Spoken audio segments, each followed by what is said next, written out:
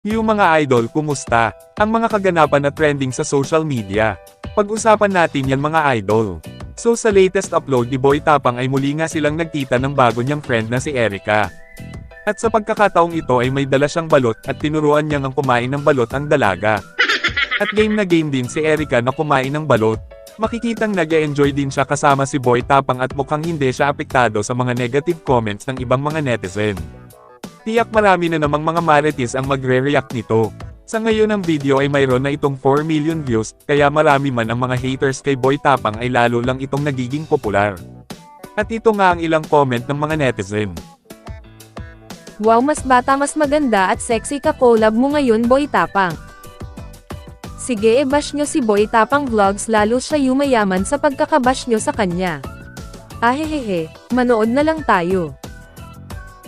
Mas gusto ko pa rin si Cherry White, mabait at maalaga sa'yo.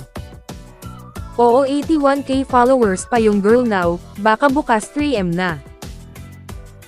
Ikaw na talaga Boy Tapang. Natatawa ako sa may heartbeat yung balot, ganda yarn, pang good vibes, cute nyo, simple lang walang mali siya, ganyan dapat. Sa kabilang banda naman mga idol, sa latest upload naman ni Cherry White ay may bago din itong kasamang lalaki na di umano'y ex-boyfriend niya. Muli silang nagkita dahil naimbitahan daw sila sa showtime. Guwapings din itong ex-boyfriend niya, akala ko nga nung una ay si Daniel Padilla. So ito na nga kaya ang pangtapat ni Cherry White kay Boy Tapang.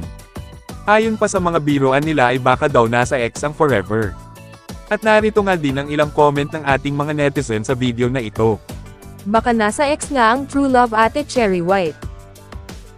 Ito ang gusto ko sa'yo Cherry White, bongga. Alam mo mas bagay kayo ng ex mo, go ka na dyan, dahil si Boy Tapang busy sa bago niyang punteriya. Kaya pala blooming si Maring. Siguro dahil po sa ex niyo balik kilig na naman ako mamshi, hahaha more videos please with your ex. At sa kabilang banda naman mga lodi ay tuwang-tuwa si Wamos nang makita niya ang kanyang idol na si legendary Efren Bata Reyes. First time niya daw kasi sa unang pagkakataon na makita ang kanyang idolo. Ibig sabihin ay mahilig din pala maglaro ng billiard itong si Wamos. Agad niyang pinapirmahan ang kanyang tako kay Legend Bata Reyes. At kasunod nga nun ay humawak na ng tako si Legend Bata Reyes para ipakita ang kanyang mga magic shot. Ngunit sa kasamaang palad ay hindi po ito pumasok. Marahil ay may edad na rin kasi ang ating legend sa billiard, o baka hindi niya lang sineryoso ang pera. Hanggang dito na lang po muna tayo mga idol.